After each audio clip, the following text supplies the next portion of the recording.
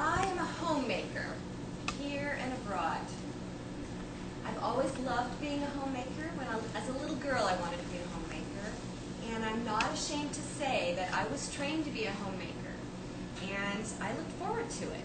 Now, of course, it turned out to be more difficult than I thought it was going to be. But one of the big treats for me as a homemaker is I married a man who traveled for business, so I got to do a lot of traveling.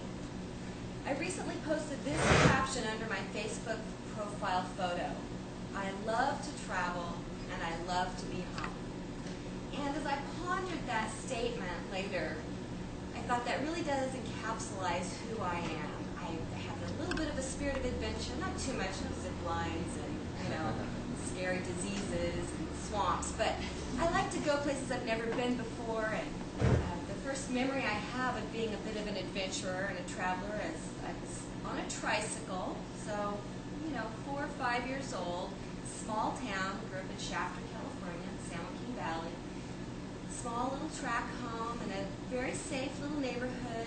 That was the days when you could just release a group of kids trick-or-treating for hours on end and come back at 10 o'clock at night.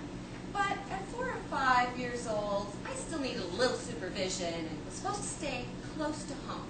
I knew where my boundary was. I was supposed to go to the end of the street and back.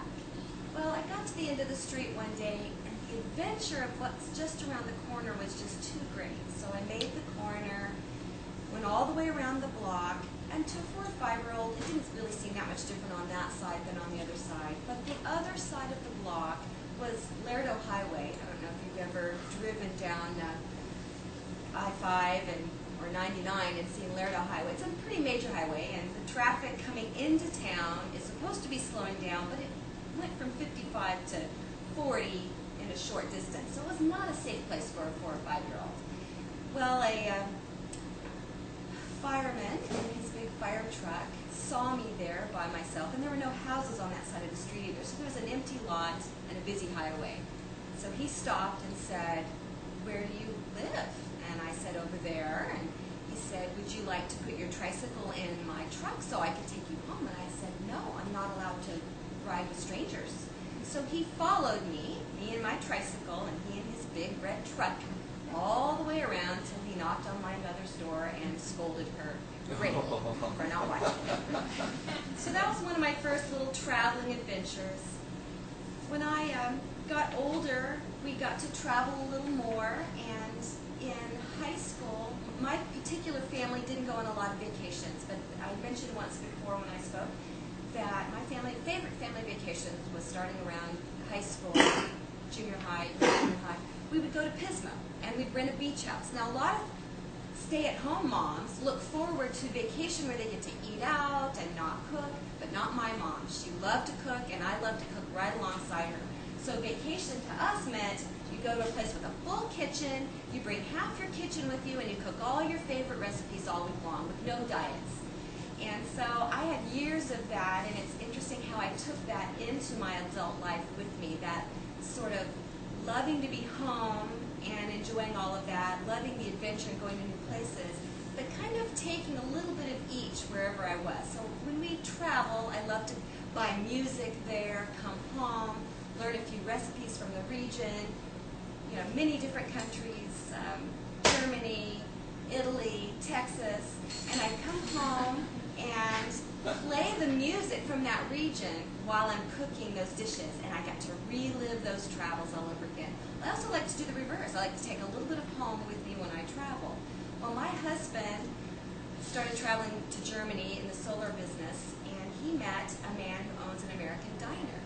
And in this American diner, there was no pie.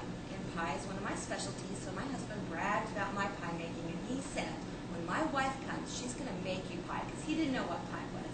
So one of my favorite experiences was planning for this trip to Germany with my husband.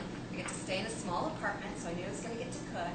So I took a few of my key essential utensils that I thought I would need for pie making. And my first free day, not busy with my husband, I walked to the market to buy what I needed for making this pie. Well, much to my chagrin, one staple that I assumed they would have there that they did not have is a pie pan. Not a single pie pan in Germany. There were tart straight up and down, but no pie pan that holds the rim just right.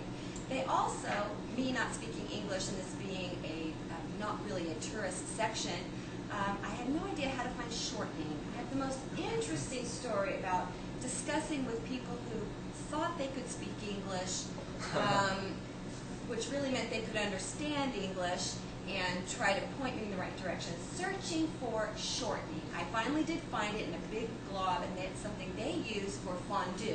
So it had pictures of fondue, to melt. Anyway, long story short, I got home, made the pie without a pie pan into like a French galette, so I'm mixing my cultures here. And then, of course, I had to take one small piece back to the grocer employee who helped me find my beloved ingredients.